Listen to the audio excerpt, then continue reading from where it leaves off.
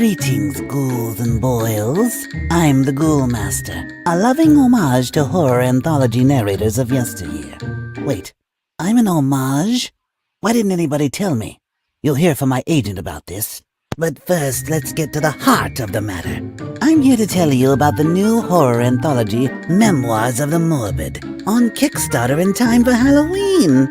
Memoirs of the Morbid is a black and white homage to classic horror comics from the 40s and 50s, containing 5 self-contained stories by some of the best indie comic creators out there. There's that word again. I better not find out homage is an insult. Anyways, Memoirs of the Morbid is completely done and ready to go to the printer. So don't make a grave mistake by missing it.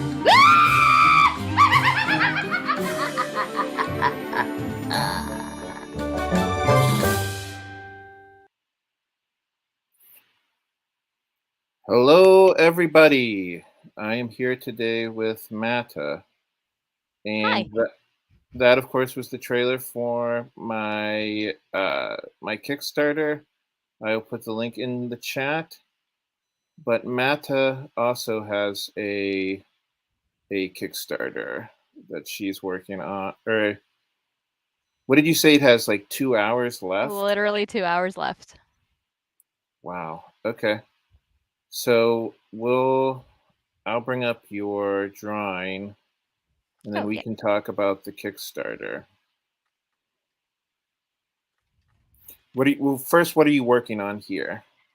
It was a sketch for a potential cover idea for Sacrimony 7 because I do my own variants. So this would be the fancy holochrome cover. I like to do like very detailed artwork for it and sort of like Art Nouveau style. So I figured I have the sketch. Let's see what happens with it.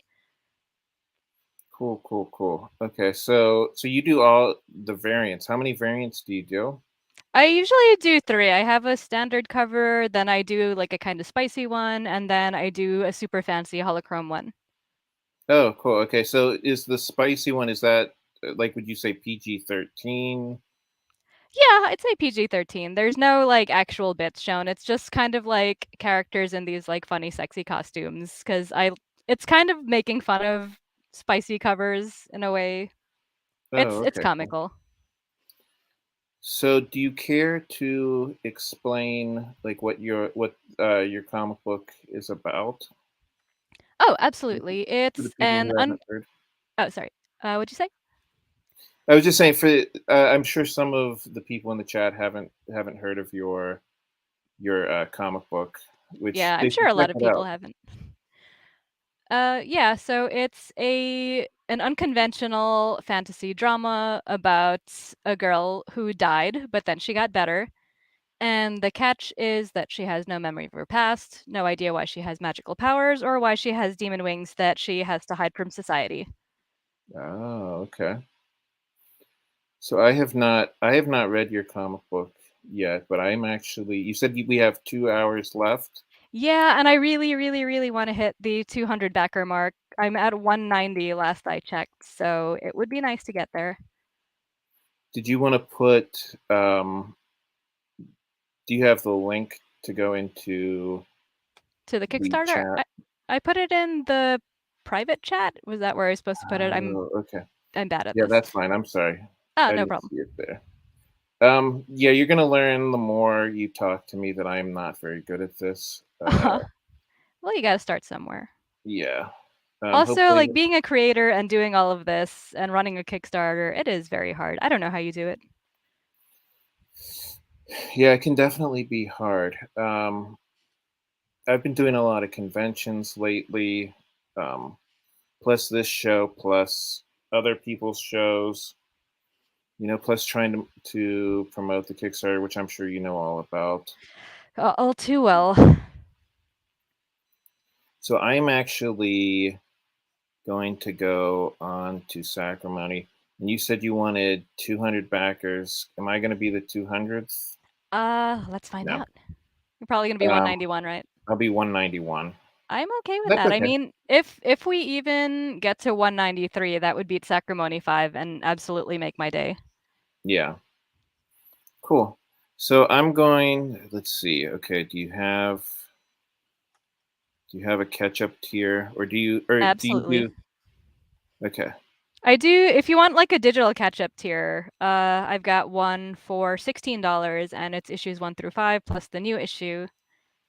And, yeah, I like to keep the digital stuff on, like, the lower end of the pricing scale because I don't believe in making people pay, like, $30 for a PDF. cool. Like, I can't get away with that. I'm sure other people can, but I want people to. Okay, so I have to click the little box, and then I'm going to click pledge. So now you have 191. So you only have 9 more people to get to 200. So you're one closer to being at 200. So get on that, guys. Everybody. Well, it looks like you have like a pretty good fan club in um, the chat. There's a lot of people I don't recognize, so Oh, I'm assuming yay. those are friends of yours. Is My that correct? sassy, sassy friends. If they're sassy, it's definitely my friends. So we have Carl. Carl and his wife Donna are both here. Nice to see Hello. you guys again. And Tate, Cartos, I'm assuming that is, Yep. and J-Pan, and Joe Bachman.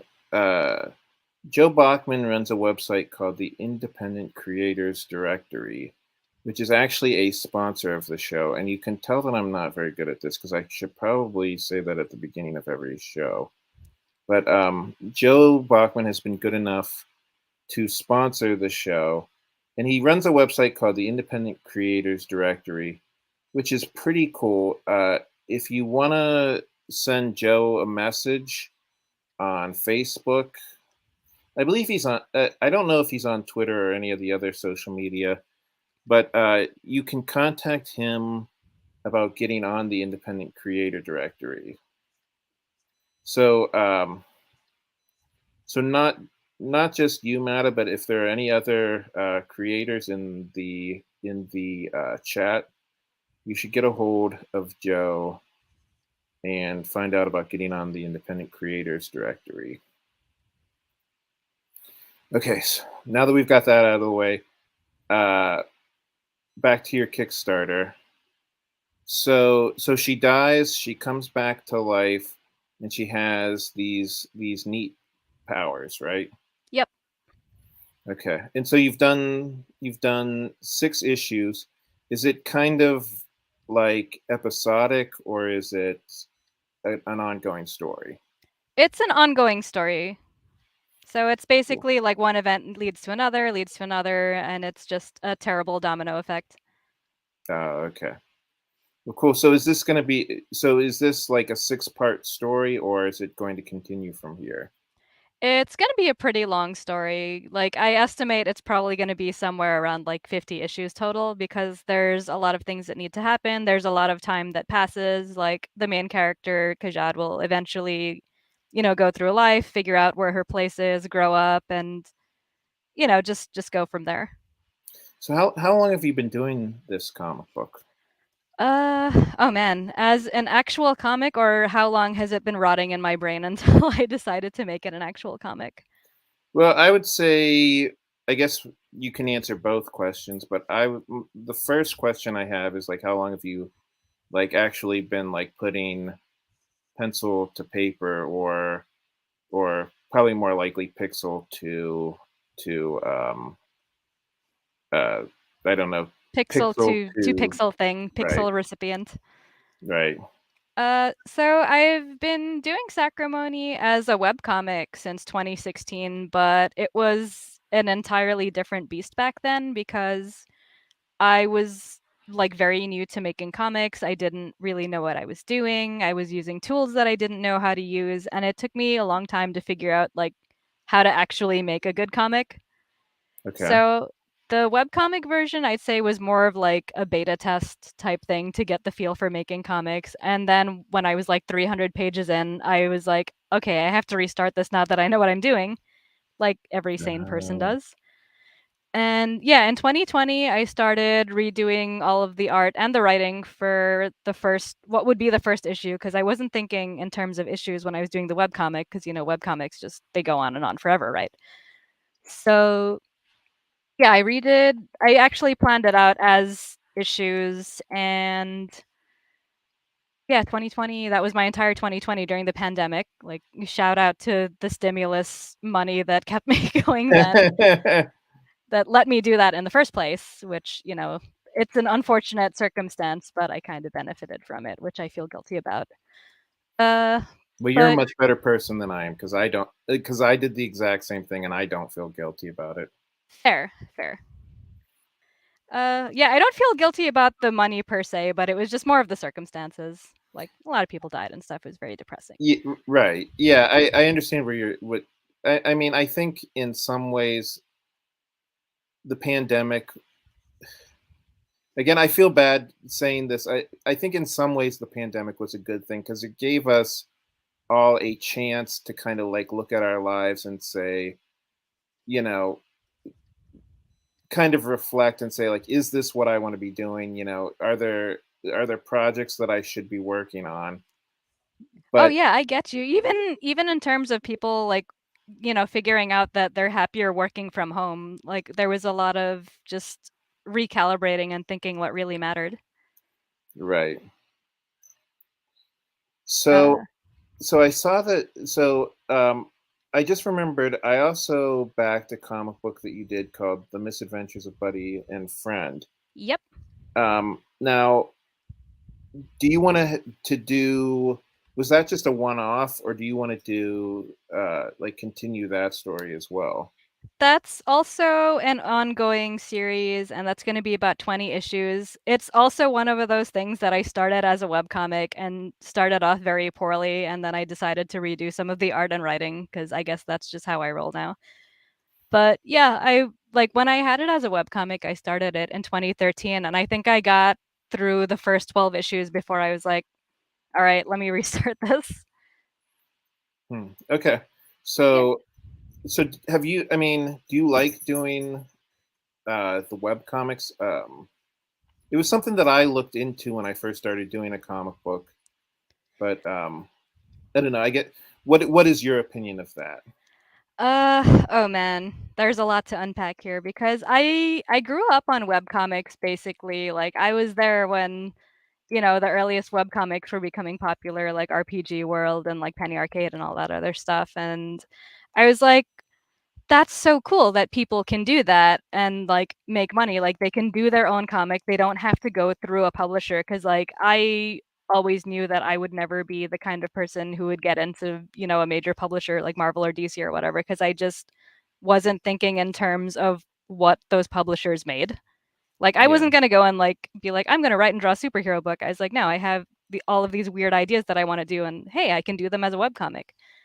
So like, that was kind of the dream until I started doing webcomics, and then by the time I got into it, like, the whole webcomic ecosystem was like very saturated with webcomics, and then like Webtoon had come out and people weren't like going to webcomic sites anymore, and it was really sad. Like, I didn't know what to do with my comic for a long time, because I was just posting it online hoping people would see it, and like, maybe like 7 people were reading it, and they were like really lovely, wonderful people, but like, it wasn't paying the bills.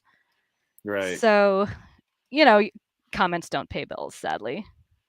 So right, I had to like reassess my life and figure out what I really wanted to do, and like how I could continue doing the thing I love, which is making comics, without having to go and like devote myself to like an abusive day job or whatever. right. Oh, so you don't have a day job? Sorry, did I strike a chord? Are you still there? Hello? Hello? Hey. Hey, yeah, my internet had a hiccup, sorry. Yeah, it's my living situation is unique, because I live with my like elderly disabled parents. So luckily I don't have to like worry about paying $3,000 for rent in New York City or whatever. Oh, So okay. that helps. Yeah, Uh, so that's good. So I mean, so basically, what I was gonna say. So I didn't grow up on web comics. I definitely grew up. See, I grew up in the '90s. I must be a little bit older than you. are Um, you? Let's find out. How old are you? Or we'll say our I'm ages at the same time on the count of three. okay. 1, 2, 3, 38. 40. Okay, you're a little older. I didn't hear what you said though because I was 38. talking. 38. Oh, Yep. okay. So I'm not that much older than you. Yeah, I'm catching up to you. Don't worry. Yeah. But yeah, I grew up in the age of like the comics boom, like when comic book creators were treated like rock stars. And Wow, that there was a time that that happened. I mean, there were times like when Jim Lee would do a comic book signing, there were like times where like the line would be like out the door, like helicopters would be overhead. Yeah, it was a crazy time for comic books. Wow. Um, but and I just naturally thought like, okay, that's what I'll do. I'll grow up. I'll work for Marvel and DC for a while before I get a job working for Image. Um, and yeah, it's funny like that whole kind of system kind of collapsed. You know what I mean? Yeah, it was when I find out how everything works now, it was a system that was never really meant to hold itself up. So Right, it's not surprising that it collapsed. right. Um, yeah, it's kind of a crazy thing. I mean, I guess so. I never really, like I said, I never really grew up reading like the online comics, and I guess like when I first found out about it, and I realized like they were all free, I was like, oh boy, I don't know if I want to do this. Yeah, Um, my logic was, the whole like, "Oh, if you like the comic, support me on PayPal," because there was no Patreon back then, and that didn't go very well. oh, okay. So you kind of transitioned into. Do you do more PDFs or more like print comics? I think PDFs still sell more than print comics nowadays, just because it's like instant gratification, there's no shipping charges, and yeah, then people can just take them anywhere. So even with the Kickstarters and stuff, it's always more digital backers than physical backers. Yeah, interesting. Um, I think I'm probably 50-50 digital versus print. But That's a pretty good ratio. I definitely like reading print comics better. Same. It's yeah, I don't know. It's funny. Like I have a couple of digital, which is I have a couple digital comic books, which are mostly comic books that I can't find anywhere for one reason or another. Um, and I don't know. They don't feel as special to me as like the print comic books that I have. It's a whole process to read digital comics because then you have to go and like fire up the tablet or the PC or whatever, and then go digging through your files. Whereas like if it's a book, you just pick it up, you hold it, you read it, you sit in your bed, you just chill out. It's Yeah. cozier. So you decided to get on on Kickstarter. Now, was it instantly successful, or did you have like a stumbling period or anything like that?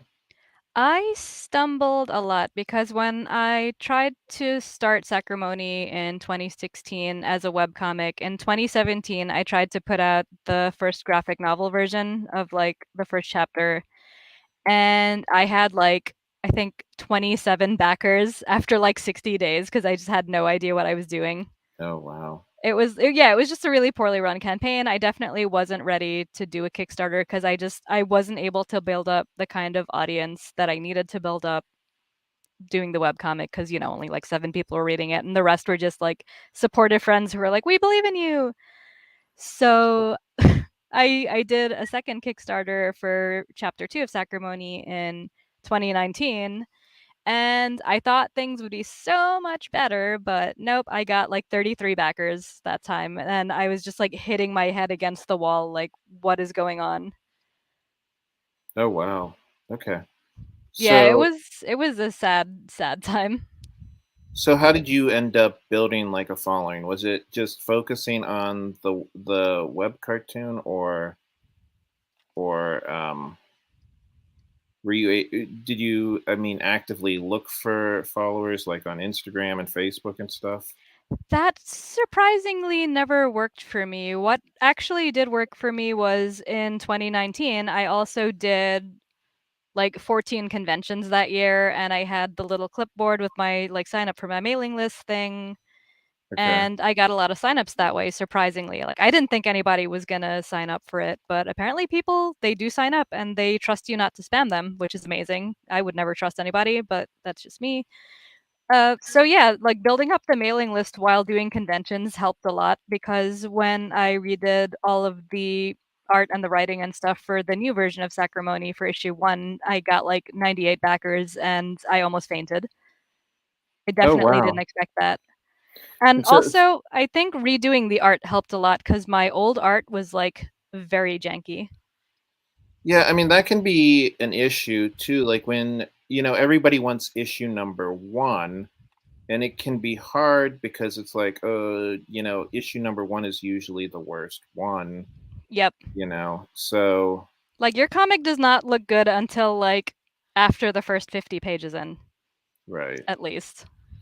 Yeah, it's funny. Like, so I mean, I don't really enjoy coloring, but I do it just because I can't really afford to hire somebody to color.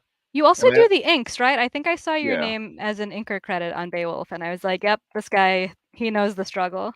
yeah, I do the inks and the colors and the letters. It can be a lot of work for sure. Um, but um, yeah, I worry that by the time I actually start to get good at coloring, it's gonna come to the point where by the time I can afford to hire somebody to help me with the coloring, I'll probably actually be starting to get good at coloring. You know what I mean? Yeah, it definitely takes a few years, and I get what you mean. But you know what? Also, if you get to the point where you can hire someone to do colors and you can just sit back and chill, you can be like, "Hey, I learned this entirely new skill set. I kind of hated Yeah. it, and I don't have to do it anymore."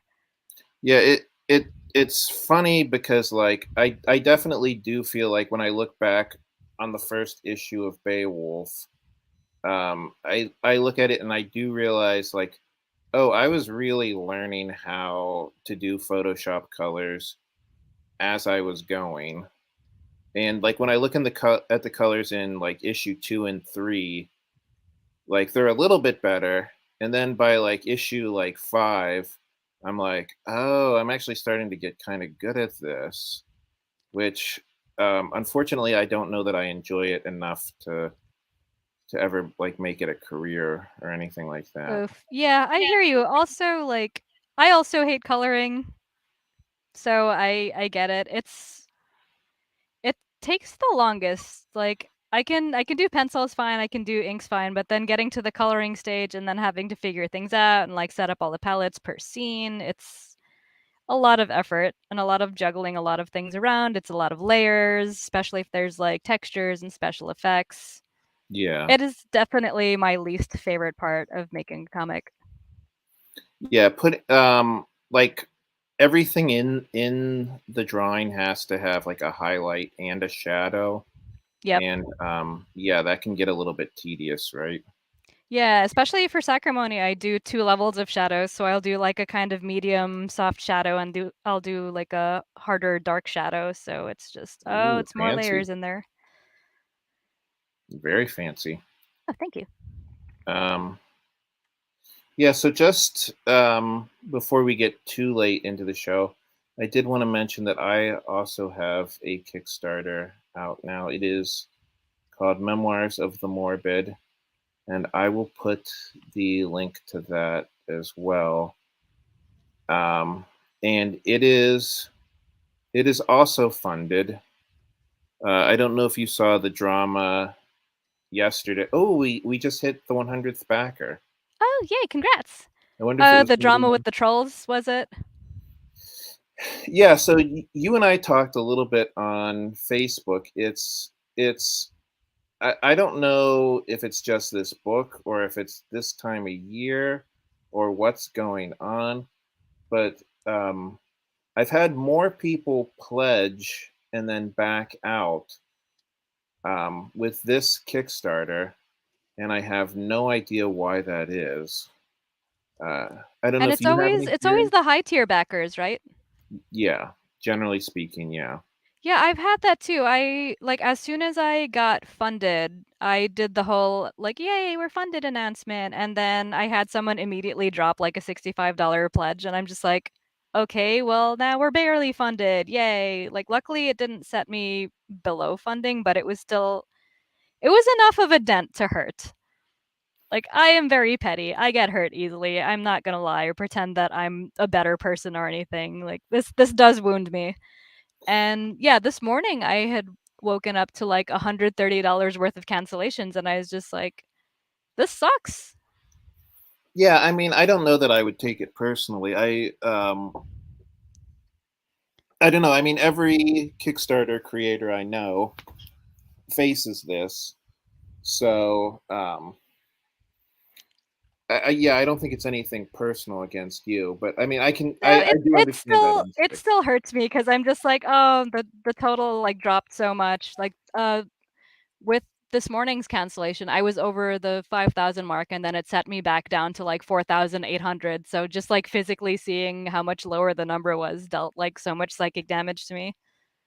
Yeah, I definitely understand that where it's like, yay, it's getting up there, woohoo, and Like, yay, then a milestone. Oh no, not a milestone. right, exactly. Because it's always at the milestones when it happens too. Interesting.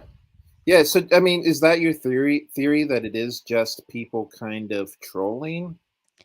I think there's probably a lot more going on, like a lot of factors, but I also especially on the second Monday of every month, I know that's when like a lot of the big name creators launch their stuff too. So it's like I can imagine someone having to choose between me, this creator they've never heard of, or like, someone who's been in the industry that they've been following for like 20 years. And like, the industry person is always going to win. Yeah. Because I have noticed I get most of my cancellations on like the second Monday of a month. So now when I do another Kickstarter, I'm just going to try to avoid that and see what happens and see if my theory is correct. Hmm. Interesting. It could also just be ridiculous superstition on my part, but at least I want to test it out. So, so one of the big differences, of course, between Kickstarter and some of the other crowdfunding websites is that Kickstarter doesn't take the money out right away. So I don't know. Have you ever thought about using any of the other um, uh, crowdfunding websites, or have you tried? And I don't know has it gone? I tried Indiegogo and I got one backer and I didn't even like get the money from that because it was like I had to raise over $100 to actually get any sort of funds. So that was kind of like a funny experiment. Like I hate to say it because I have such a love-hate relationship with Kickstarter, but I do think that it is still the best crowdfunding platform because it's been around for so long. They have their algorithm to like, help you get discovered, and I don't think a lot of other platforms have that yet. So Yeah, it's a lot of the other platforms is really like a bring your own audience type deal, and for somebody with a very small audience, like that's never going to work. Like if it's just you bringing your 7 friends into your Kickstarter, you're gonna get or your crowdfunder or your backer kit or your Zoop or whatever, like you're just gonna get 7 backers. right. So I mean, I had the exact same experience with Indiegogo. I and now I it's not a fair experiment because I did the Kickstarter first for Beowulf one, and then I put it on Indiegogo, Oh, I did the same thing with Sacrimony 1 and 2, actually. So obviously it's not like a fair comparison. Like I can't say like I mean obviously Kickstarter had a much bigger advantage since I put the comic book on Kickstarter first. But um yeah, yeah, I agree with you. I think with Indiegogo you really have to bring a crowd. Um which I mean you do with Kickstarter as well, but I do think that there are more people who just scroll through Kickstarter and say, "Oh, that comic book looks interesting. I think Yeah, I'll people back just that." straight up shop on there. How awesome is that? Right. Exactly. And I don't know that that's true with the other crowdfunding Probably websites. not yet, anyway. Like, maybe And as time goes on and, like, more people flock to other platforms, but for now, my audience has always been on Kickstarter, so I'm staying with what works. I'm not trying to reinvent the wheel. I'm not shooting for the moon. I'm not even gonna look at the moon. I'm just gonna keep doing what I'm doing. yeah, I don't. I'm. It's funny. I have talked to comic book creators who swear by Indiegogo, um, and I'm just like, it's odd to me. Um, I wonder why some comic books do better on Kickstarter and Oh some man, I do have better. an answer to that. It's not a fun answer, but Is it politics? it yeah, somewhat politics because like a lot of, Comicsgate people take their stuff to Indiegogo, which is why I, a brown woman, am also hesitant to take my things to Indiegogo because I know I'm kind of like not welcome there. Fair enough. So, yeah, I mean, I tried it once. I got a warning from a lot of other creators that it's like, "Hey, this is probably a bad idea." And I was like, "Yeah, now that I think about it." Yeah, I don't. I mean, that's weird to me as well. I don't know. Like, I mean, the thing that's weird to me is I put my comic book on Indiegogo, and it really didn't do very well. And when I asked people why, I mean, that was the answer that I got a lot. The answer was, "Well, it's your politics," and I said to them, "But I don't really talk about my politics online very much. How do people know that I'm, like a liberal dude?" And the answer was, people can tell by looking at your comic books because you don't have like a bunch of women, like well, I guess this new comic book I do have one scantily clad woman, but like in general, like my comic books don't really look like Comicsgate books, Yeah. so which is kind of a compliment. So, but Yeah, absolutely. Like you have like a 13-year-old girl who is like a main character and she's adorable. And yeah, oh, that thank you. very much does not scream Comicsgate. Yeah, and we've talked about this a few times on the show. There have been like a couple of marketing people and a couple of like variant cover artists who have tried to convince me to like sexualize Hazel, and Oh I'm my just god, like, send them straight to jail. Just call Child Protective Services on them. yeah. So I talked to a marketing woman, and she told me point. So I sent her. I was talking to this marketing lady, and I sent her my comic book, and I said, "Do you have any ideas on how to market this comic book?" And her first answer was, "I'm friends with an adult model who will cosplay as one of your characters and do a variant cover for you." Oh So no. my first thought was, okay, either she didn't read the comic book, which I hope is the answer there, Same here. or she thinks that it's a good idea to have a grown woman dress. By the way, the I looked up the woman that she wanted to cosplay as Hazel. This is a grown adult white woman. Oh my god, there is so much wrong going on there. Yeah, so I didn't contact her back, and then I, I I don't was blame you. also I was also talking to a guy who was going to do a variant cover for the comic book, and he had a relatively good idea, which was to do like a parody of like a Conan the Barbarian, like you know how like it would always be like Conan the Barbarian with like holding like a big sword, And like and it some would guy's be head in his hands.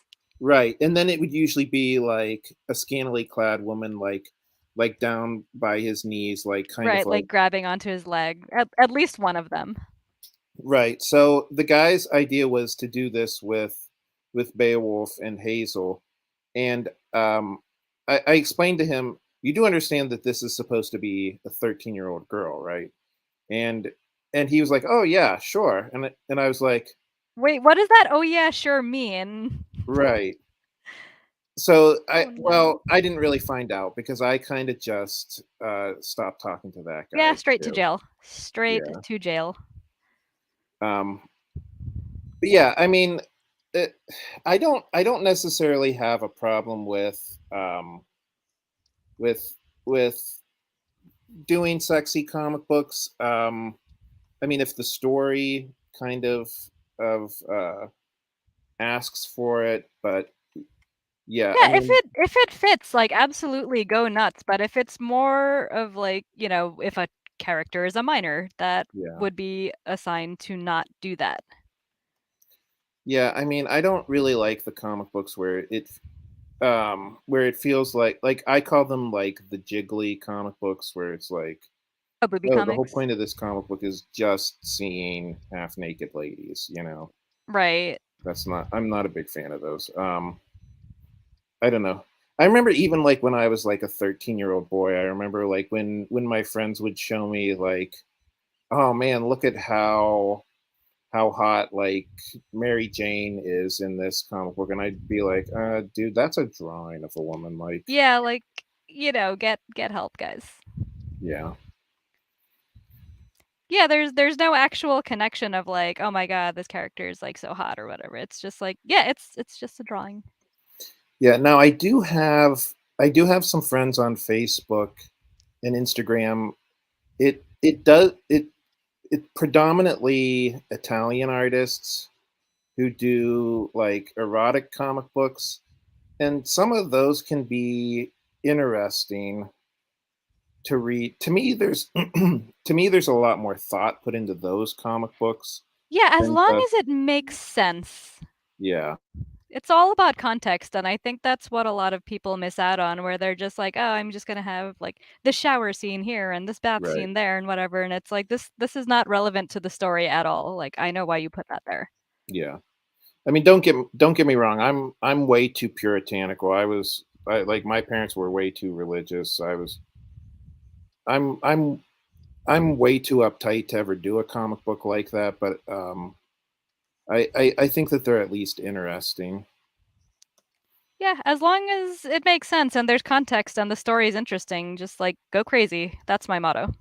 Yeah. So so I'm curious. So the drawing that you're doing now, is this for Sacrimony 7? Potentially, yeah, it's an idea for a variant cover. Neat. So you're gonna get right back into Sacrimony 7, or are you gonna to work on other projects, or I am still ambitiously planning 2 more Kickstarters this year. The next one coming up would be for Buddy and Friend 3, which will be a nice chill campaign, hopefully. And then since I've drawn so much of like Sacrimony stuff, not directly related to the comic, I have enough drawings to compile together into like a 100-page art book. So oh that's wow. gonna be my like end of the year thing. And I'll probably release like another enamel pin because some people have been asking me for enamel pins and I haven't had a lot of luck selling them. They're very hard to sell. So I might try a pin and an art book and see what happens. Wow, so you're thinking about, did you say two more this Yeah, year? Okay, wow, that is pretty ambitious. we'll see if I can pull it off. I talk a big talk, but we'll see how tired I am. Yeah, so I'm definitely gonna put out Well, I'm gonna put Beowulf 6 on Kickstarter towards the end of this year, but everybody says don't do a Kickstarter during Christmas. So Yes. I might wait until after Christmas to fulfill the project. I would say definitely do not do anything around mid to late November because, that's sort of like Thanksgiving time. People are not even at their computers. They're off eating food with their family. Right. So, yeah, I think like if you can swing it, probably like late October is your best bet and then just like chill out from there.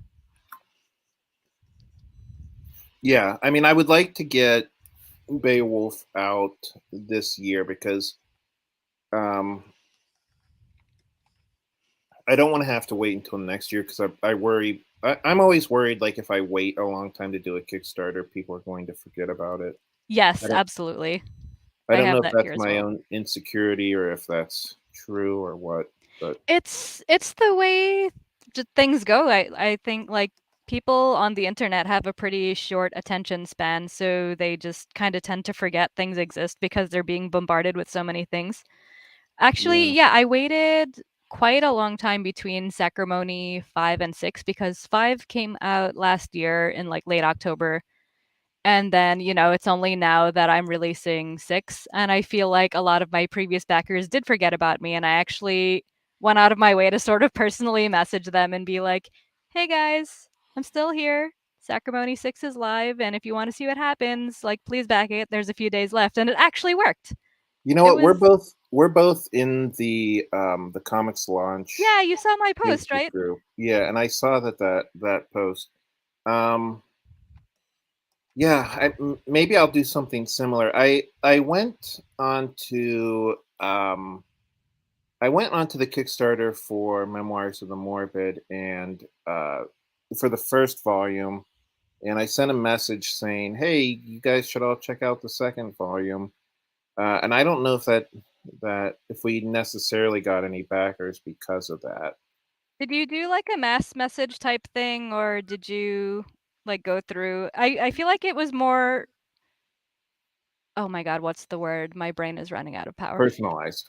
Yeah, it was more effective to do a personalized message, which it involved a lot of work because then I had to go through backer kit and see what each person like, what books they had gotten or what Kickstarter they had backed because I had so many going on. But it was just like, to somebody who dropped off at, issue 3 or whatever, just go back and message them and be like, "Oh, hey, I know you haven't back in a while, but if you want to see what's going on, blah blah blah blah blah."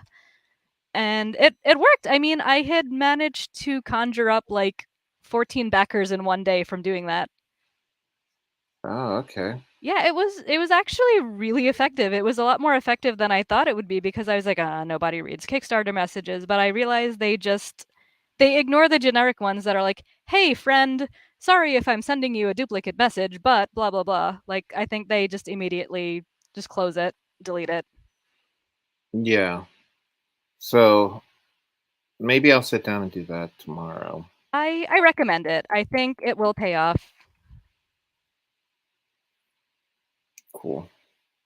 So something that Donna mentioned. So it's kind of hard to sell ebooks at a con or show. Oh, absolutely. That's where you sell the print books. So that kind of raises a question that I had for you. So you said that you were going to conventions before Sacrimony came out. So what did you sell at these conventions? I sold the older version of Sacrimony that I kickstarted in 2017 and 2019. Oh, okay. Yeah, I had because those were all that I had, even though like the art wasn't great and the writing wasn't great or whatever. I was still trying to sell them because Okay. if you have like 25 backers, but your minimum order for a comic is like 100 books, you're gonna have to find ways to get rid of those books. So what conventions did you go to, if you don't mind me asking? Oh man, can I remember? I went to Awesome Con, which was not so awesome. I did not have a great time there. Okay. It was one of those cons that they were just like, let's see how many creators we can pack into a space and avoid being labeled a fire hazard. Right. It was just oversaturated with vendors to the point where it was like people were getting tired because there was probably literally like maybe 200 vendors in one warehouse. Oh And it was wow. also very overpriced. I paid like 450 for the table and it absolutely was not worth it. Wow. Uh yeah, I did Small Press Expo, which also sucked because it's like if you're not a big name indie creator, nobody really cares about you. So I've never gone to conventions like that just because I feel like that's more like art house comics. Yes, absolutely. That's what I Yeah. learned from that experience where it was like people who are looking for more of things like I'm a person of color and here's my autobiography and like, people would eat that stuff up, but because I'm a person of color that refuses to play that game, I will not Mm. be the dancing circus monkey. I got ignored. Oh, okay. Yeah, because they're like, Uh, "Oh, fantasy. It's a fantasy comic. I don't want that." right. So Yeah, yeah, fair Small enough. Press Expo sucked. Yeah, Uh, I I mean, did I okay. do like those comic books, but I mean, I don't know. That's not necessarily what I would want to do. You know. I can appreciate it that, it's telling the stories of marginalized voices, but I also feel like marginalized voices have a lot more to offer than their history of trauma. Fair enough. So, yeah, I respect the people who do it, absolutely, but I would never do that myself.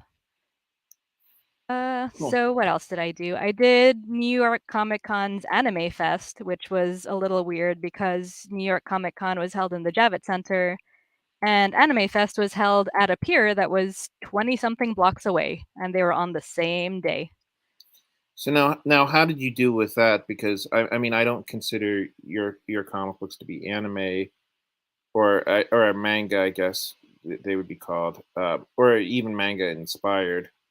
I don't know if It's they are. it's so funny because I'm in that sort of limbo where my style is considered too anime for Western comics, but it's considered too Western for anime, like for manga stuff. So like I just kind of throw the spaghetti on the floor and see who eats it. So if I go to like a manga thing, like I hope somebody will think that it looks manga enough to catch their eye, or if I go to like a Western comics event, I hope that it looks Western enough to catch their eye.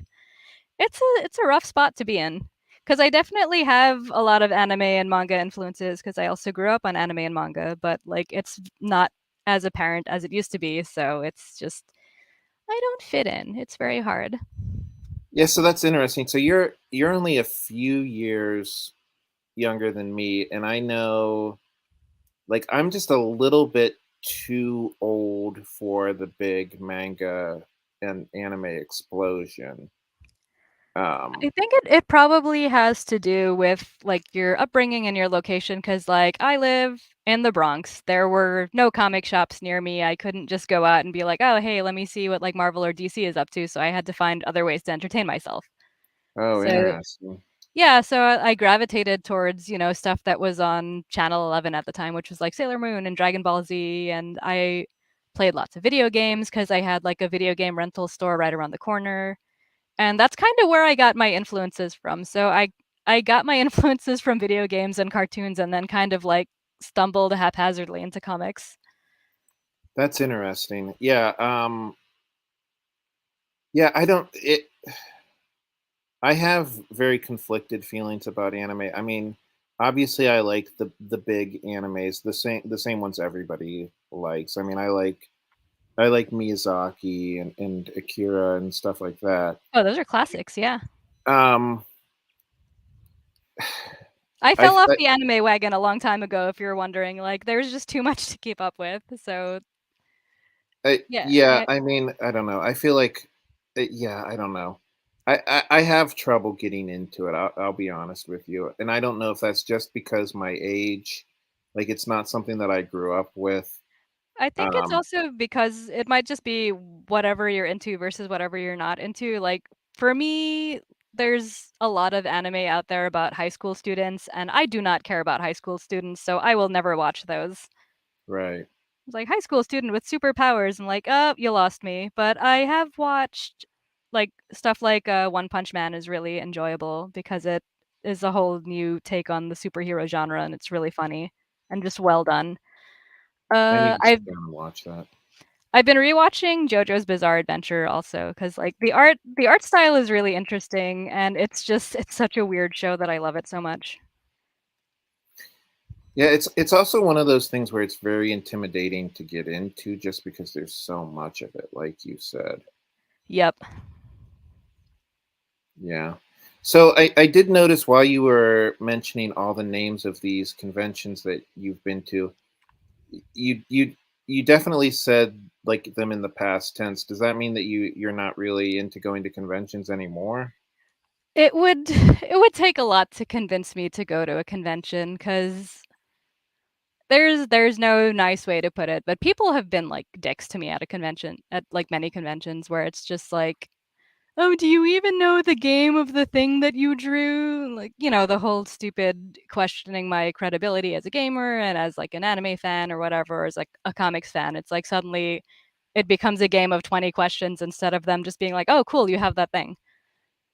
And yeah, Wow. it's sucked. Like there are times towards the end of 2019 when I was like almost done with my 14 convention a year run where I just started like snapping at people. And Wow. it's like, okay, I have to stop this. This is not good for me. And I mean, do you think that that's because you're a woman or I'm everything that they don't want as a comic creator because I'm a woman, but I'm also a brown woman, and I'm like, invading their sacred space or whatever, trying to pretend to be them or to be wow. one of like them. Yeah, it sucks because I went in there thinking like, all right, well, there's gonna be like, fans of the things that I like. I'm gonna have a great time. And like, nope, not what happened. Ah, boy, I would like to think that we've made progress in that area, but sometimes we I haven't. I feel like it's going backwards sometimes. It's weird because it feels like things are going very, very forward in some ways and very, very backwards in other ways. Well, what happens is the more forward things go, the more pushback there is from the people who refuse to change. Right, So instead of them kind of like quietly being assholes, they start becoming like very vocal assholes about it. Because right. I've been doing conventions on and off probably since like I want to say 2006, and not to sound like an old fart, but like people were a lot nicer back then. Huh. But then with the whole current political climate changing and stuff, it's like people just got more and more hostile and they double down on it. Yeah, it feels like people are getting more polarized. Like we were having this conversation this weekend where it's like, like schools are afraid to teach social studies because it's like no matter what they teach, parents are going to call in and complain. Like if you teach blank, liberals will call in and complain that you're teaching conservative politics to your kids. If you teach this other thing, conservatives will call in and complain that you're teaching liberal stuff to your kids. So it's yeah, people have just kind of become assholes. There's no nice way of saying it. They really have. Like it's like no matter what you do, you're always wrong. Right. I mean, Or there like someone is going to get pissed and they're going to get very vocal about it. And it's hard to just be like, "All right, here's just the facts of what happened in history," without someone going like, "Oh, but that makes my race look bad," or like, right. So yeah, I mean, okay, so I have a stepdaughter and she's definitely learned stuff in school that we did not approve of. Stuff that's been whitewashed, in my opinion. Like, I mean, for instance, I remember like the book, or I can't remember if it was a book or a section of a book about, you know, the Pilgrims and the Native "Oh Americans. no. I'm afraid to know what it was." Well, it was just very whitewashed. It was very like, the The Pilgrims held hands with the Native Americans and everybody was happy. Yeah, they held hands to drag them off kicking and screaming. Right. And that's what we explained to our stepdaughter, but I didn't necessarily call in and yell at the teacher for that. You know what I mean? Like you can have like just a civil discussion with your daughter or son. And honestly, I think that's more effective than calling in and complaining and trying to get a teacher to change the whole syllabus, is for like the parent to be involved and be like, "Hey, okay, I know this is how this was explained to you, but here's also what might have actually really happened." And it's healthier, I think. Yeah, and I also don't believe in the idea of whitewashing stuff for kids. I think that's disrespectful to the people who uh, were who have suffered, you know. Oh, absolutely. And you know what? I've been ignoring the chat this show, so Uh-oh. I apologize to the people in the chat. Let's see.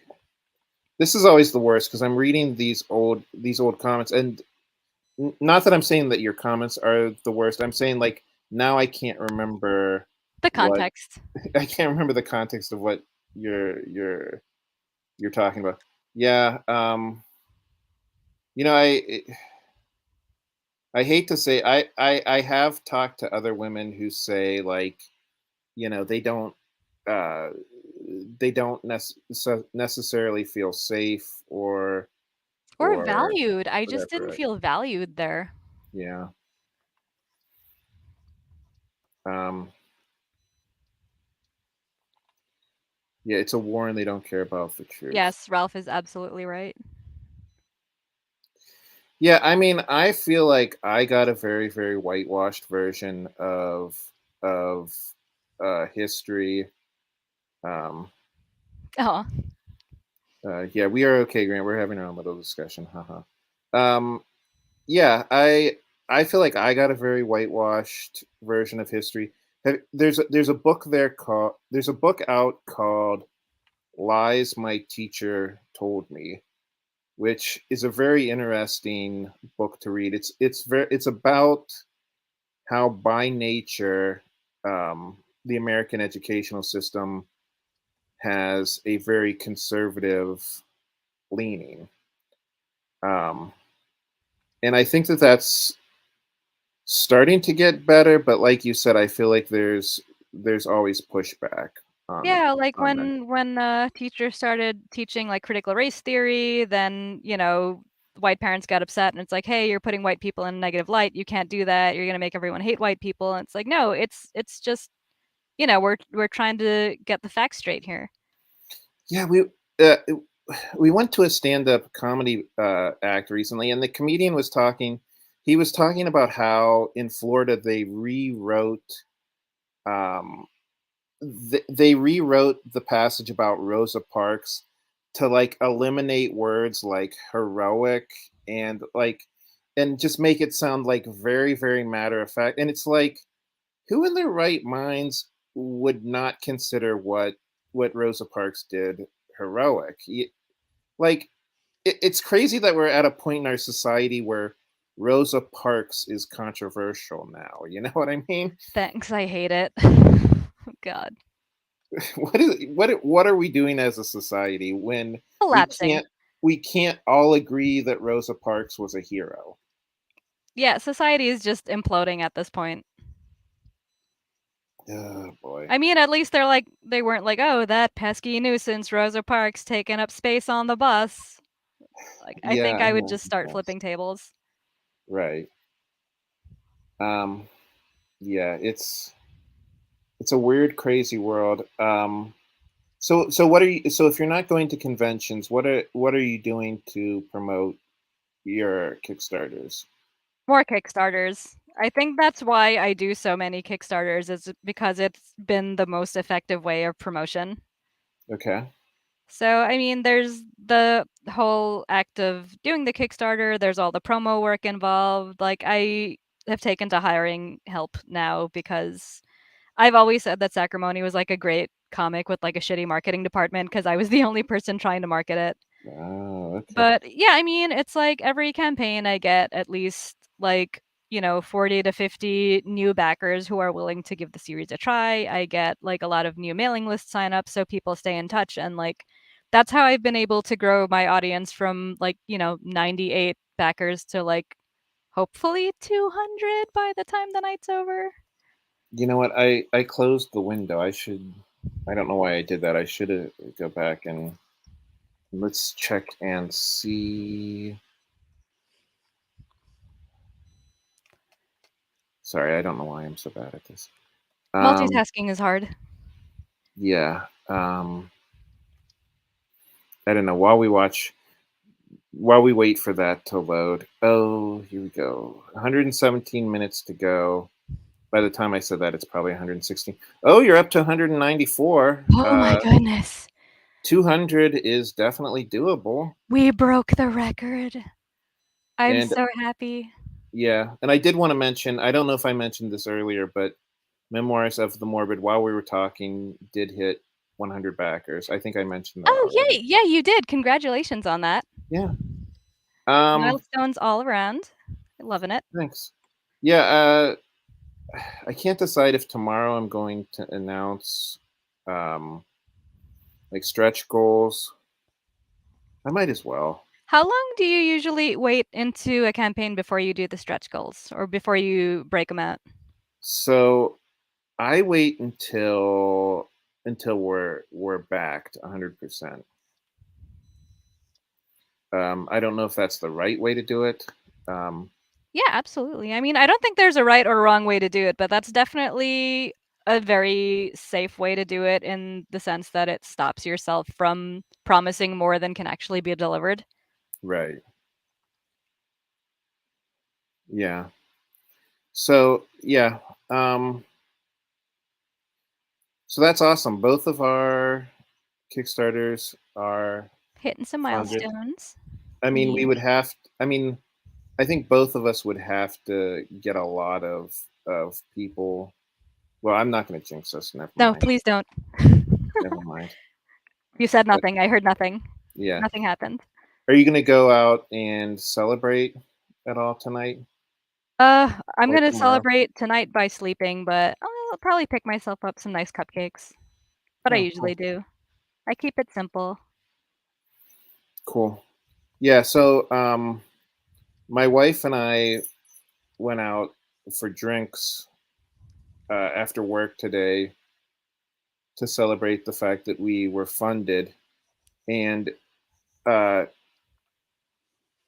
it was supposed to be like a nice little like happy hour, and the sign had a big sign saying 50% off margaritas, and we get in there and we look at the menu and like after we had already ordered several margaritas, we realized, oh, in the small text it says only like certain margaritas. Oh, no, So and it's probably always the grossest ones. right. So we ended up this nice little celebration that wasn't gonna supposed to be super expensive turned out costing almost $100. So that Oof. kind of sucked.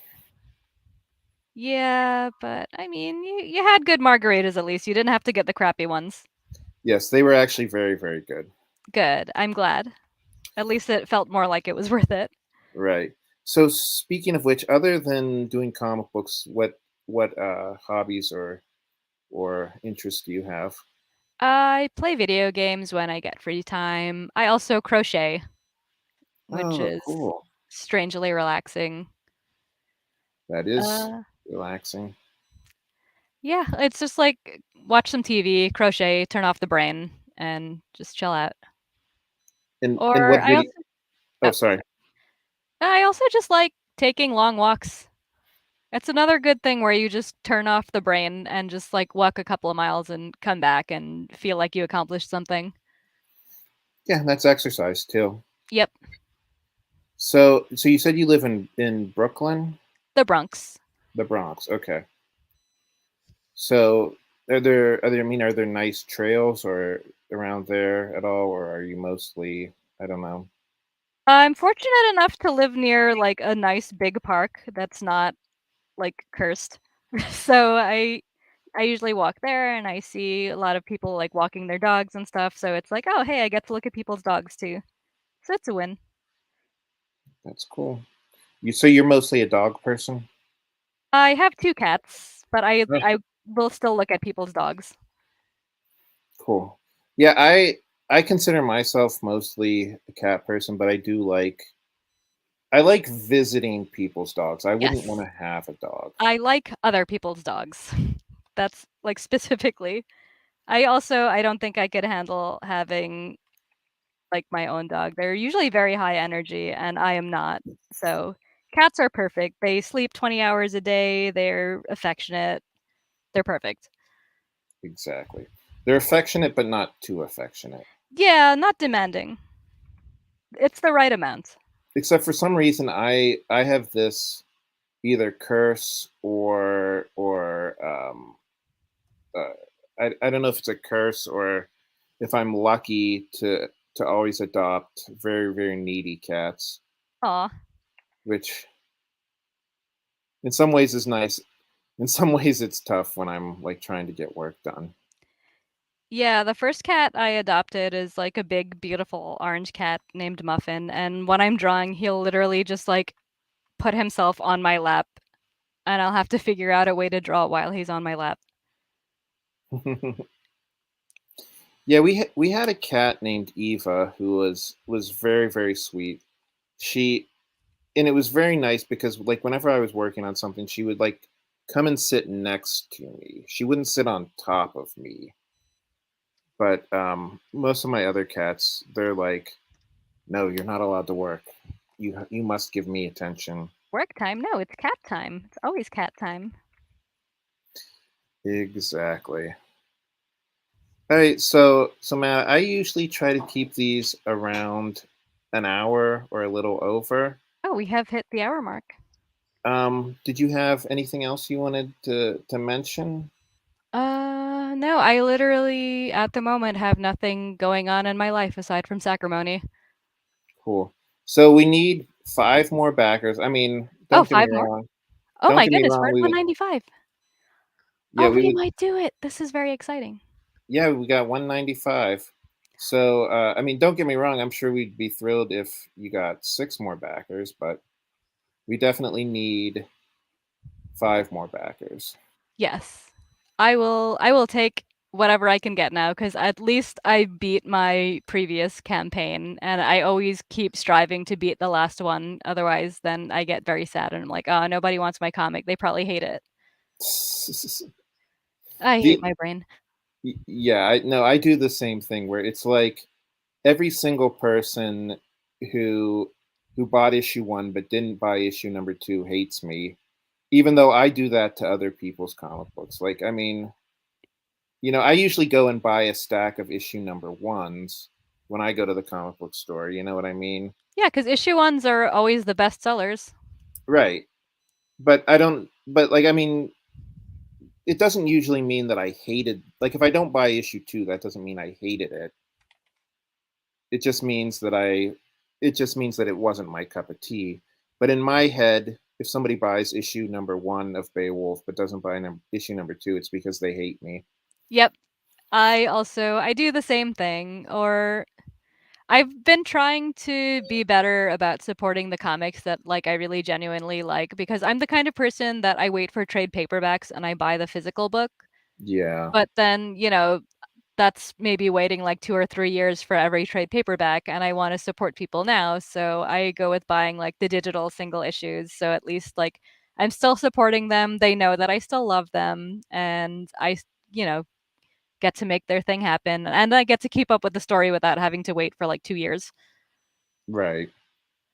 Yeah, that's kind of what I've been doing too. Like sometimes it can be kind of hard, um, like to wait for the trade paperback, but yeah, I generally try to do that. Um, so otherwise, yeah, if there's anybody in the chat who hasn't backed Sacrimony, go back it. We need 5 more people.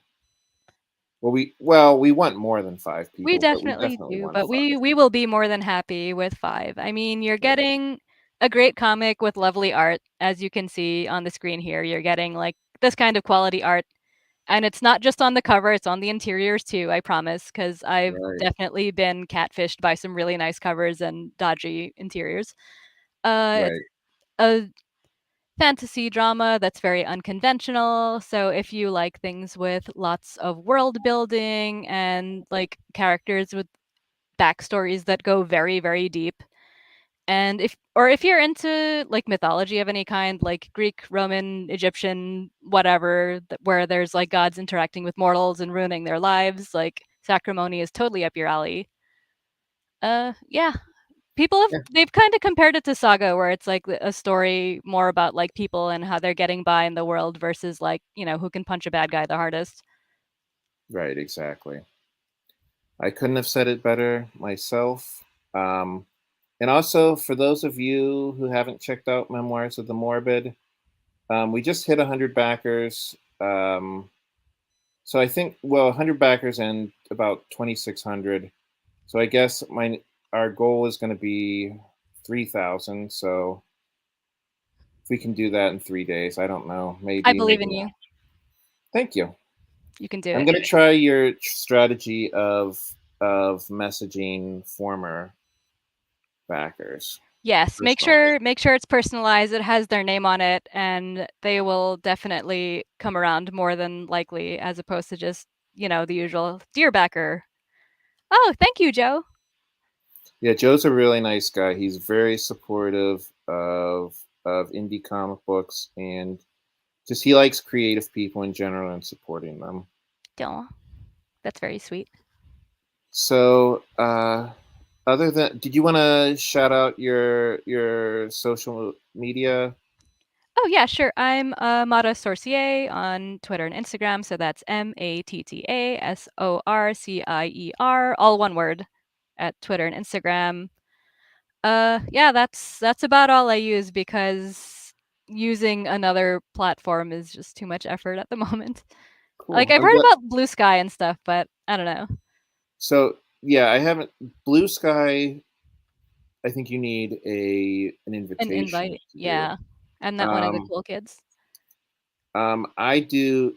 I just signed up for Threads, which, but I have like 3 people I'm following because I haven't sat down and taken the time to like Oh go yeah, I through it. heard Threads was supposed to be like the next Twitter killer. Yeah. Well, I mean, obviously Twitter is the Twitter killer, but Yes, that is very true. That Threads is supposed to be the second Twitter killer. right. Yeah, I didn't like